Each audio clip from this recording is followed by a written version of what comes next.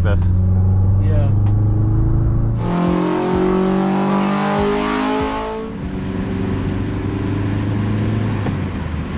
Hi guys, welcome back to another video. This is a video I've been wanting to make for a while, but I just haven't been able to get a booking at J2 for this. So we are finally going to see what the car makes, what the issues are, what the restrictions are, and what next. That's kind of my plan with this video. So hopefully we get to see a good breakdown, see what the difference the cams makes. Is it worth doing? I'm not so sure. It didn't look like it made more power, but now we get to see a apples to apples comparison between before and after the cams and the engine rebuild. So yeah, I'm quite keen to see what the differences are. So let's get into it. So first doing an oil change. Andrew's helping with that. He decided to take the initiative while they work on his car. So yeah, oil change, and then I noticed that on the passenger side the CV boot is a bit loose because I noticed some grease in the inner wheel. So hopefully get that sorted today as well. Hopefully I can show you guys. This is what the downpipe looks like. So it's got like a bend, and this rear mount is the issue because we can't go bigger. If that mount wasn't there, Jamil would be able to run a much bigger downpipe out there. But yeah, that's the reason for the 50 mil. And as you can see, that bend is as bendy as we're gonna get it. So something needs to happen. I asked him about putting a mount on the side here like the Mark IVs, but that's way too much work. So something, I don't know what we're gonna do, but something needs to be done. Alternatively is just to do a top mount and just put the turbo there, and then there'll be enough space to run a downpipe. That's the other option, but we like the solution. It uses OE oil lines and it's the OEM plus sort of setup, but yeah, that's just the problem is that rear mount there.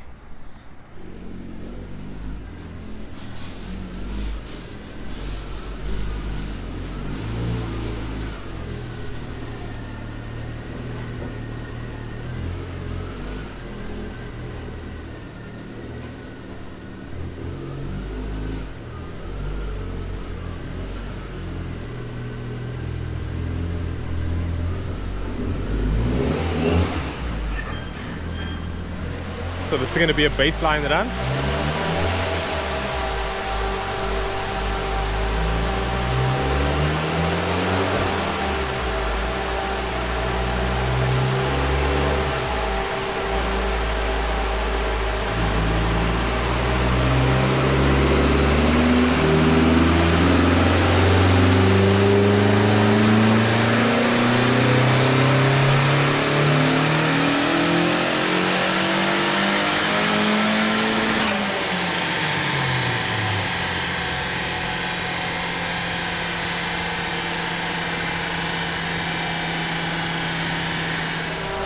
So that's what I was making at Killarney. That is at 1 bar. So I'm not really sure why the car's pinging, detonating so much. Because when we had it at RBT, it was okay. I couldn't hear anything. I was standing like a bit away. But Jason was like listening in for knock, and he didn't really hear anything. So yeah, I don't know what happened, but thankfully I didn't KO this motor, because that wouldn't have been great at all. Checking the trigger angle. So the trigger angle was 2 degrees out, and whatever that means. So yeah, hopefully it makes a difference.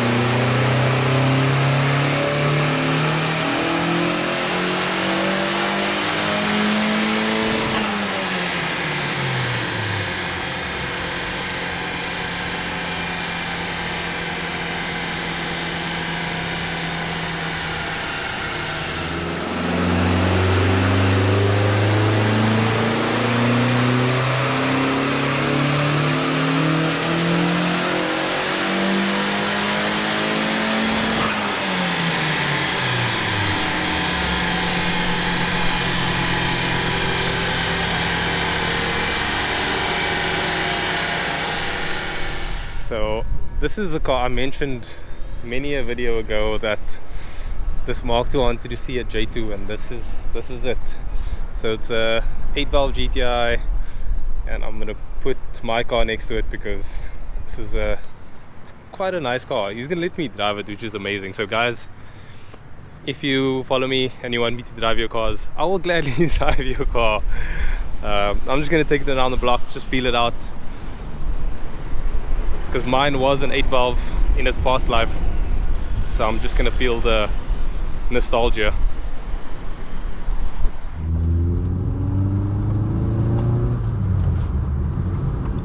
Yeah, this is nice.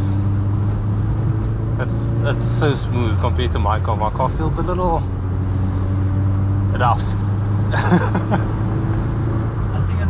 I think it's a nod to like how well this lady looked after the car.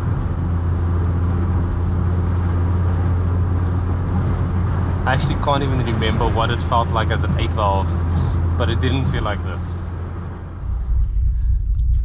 Yeah, the cam idle's nice. So if I set my idle this low, the car will rattle on the inside because everything is just so loose. The dashboard will just rattle. So this is what the bay looks like. It's very neat. A lot cleaner than mine used to be.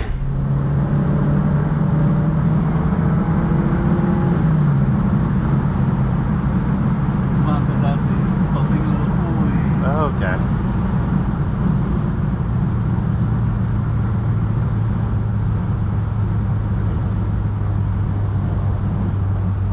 I noticed to get it to ground, you actually have to put your foot flat here. Yeah, and sort of let it like...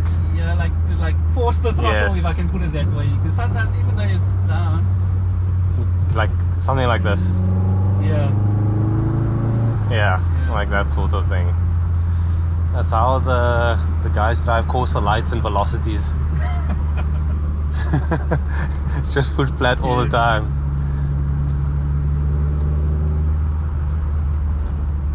But my airbox had all the holes in it. It was like Swiss cheese. Which is actually not a good thing. Because all the hot air is going in. Just want to get that cam idle for you guys.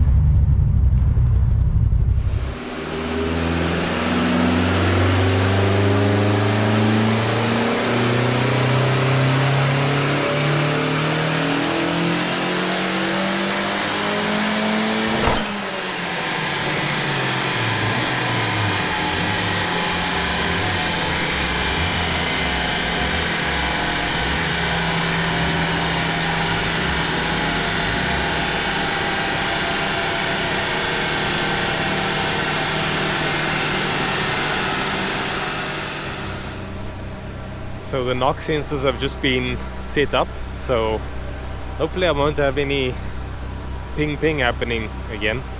It should now hopefully do its work. If it's too hot or whatever reason, it should pull the timing. So happy days.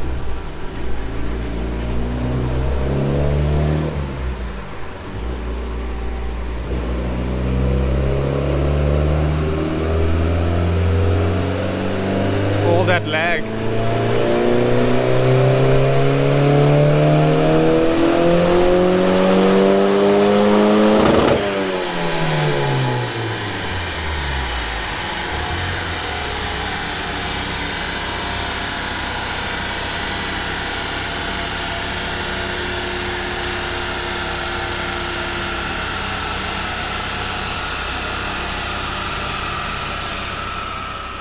So, update, we are about to throw eth in the cast. We're going to do a full E98 tune on it, and Jamil and Andrew figured out the RPM issue. It was the dwell times that was too low, so as soon as it was climbing up in the RPM, it was just not enough voltage, if I understand correctly, and it is now revving to 7,000, and it sounds like it's revving forever. It's the weirdest thing, but that's going to make all the difference when I'm racing.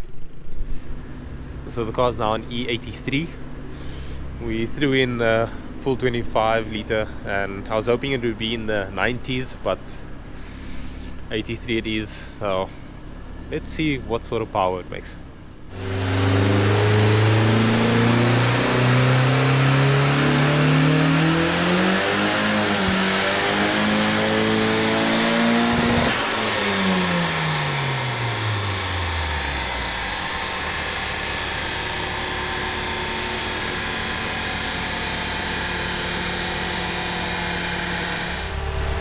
Yeah, so we kind of suspected that the clutch would not be happy with that. So that is my next mod. So we knew that the clutch would be an issue, but we're gonna try and ramp it in and kind of just see if we can make some peak power with it.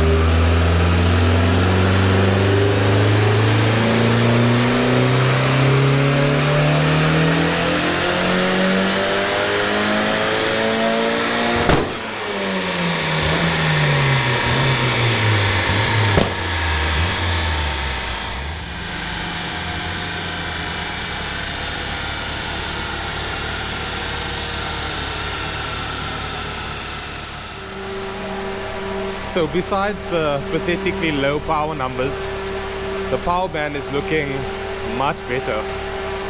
Like, that's actually a reasonable amount of torque.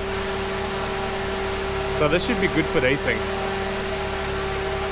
But do I want to race on E85? Probably should.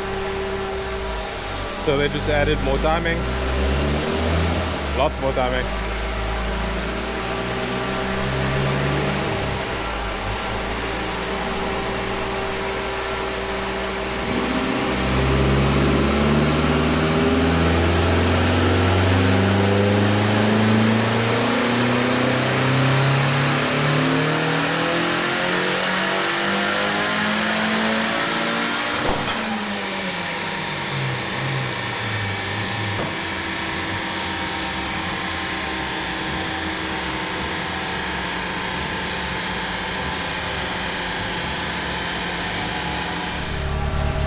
So it's not making much more power because the knock sensor is pulling timing. So it pulled about 10 degrees on that last run, which is quite a lot. So need to work around that guy now.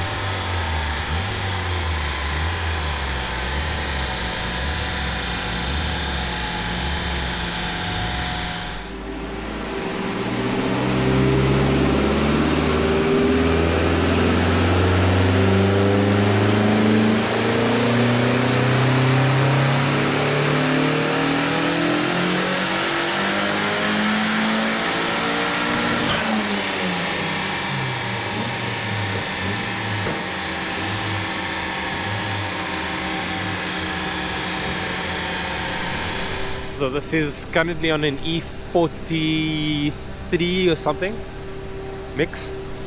So it made more peak, but it just lost that mid-range. So this should be like my race map. So it made big power before because we were pushing it to like 1.9 bar. It's currently on 1.4 bar. So I think that 255 I made in the past is in the past. And this is like a safer boost level and power level.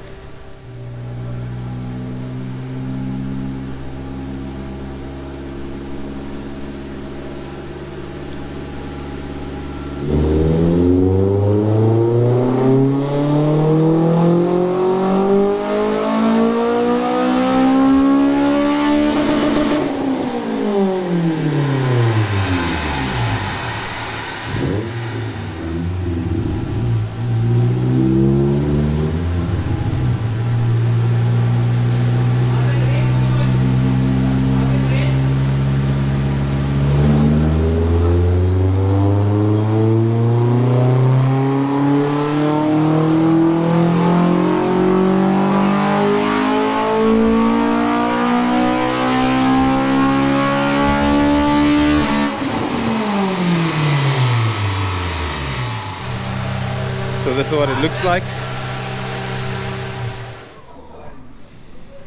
Bit of a jazz update.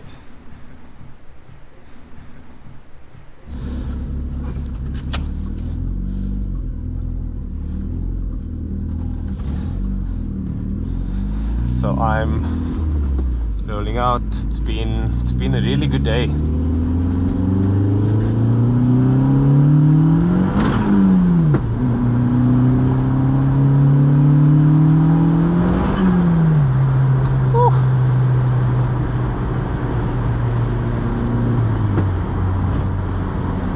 So definitely a lot less boost in it. We really went crazy the first time around, but we had some good chats today. There's lots of plans on the cards for, I would say, next year.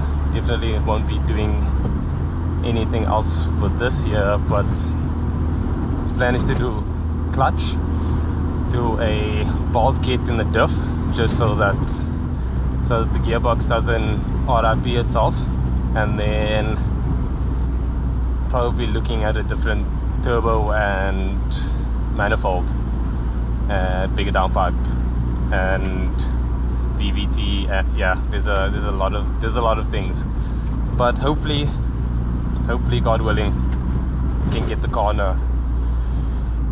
in a good place for next year. But the biggest win for today is getting more RPM out of it. Even though it doesn't make a lot of power,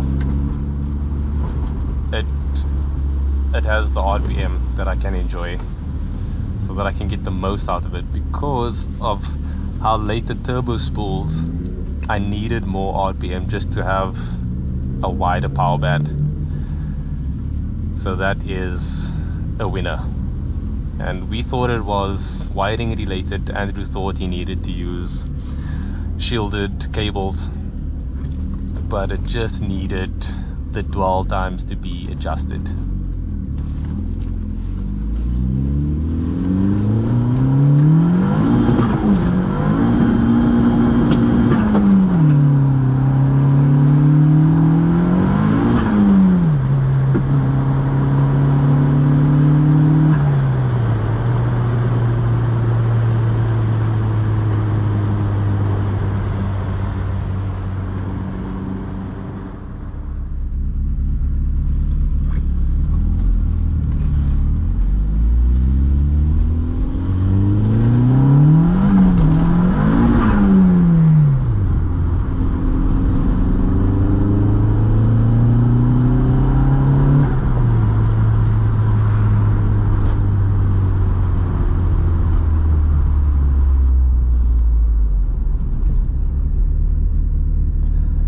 I find that as I've gotten older, I don't really spin in the rain anymore. Like, I only do it in this car, but when I'm in the wagon, like, I just don't do it anymore. But it's a lot of fun.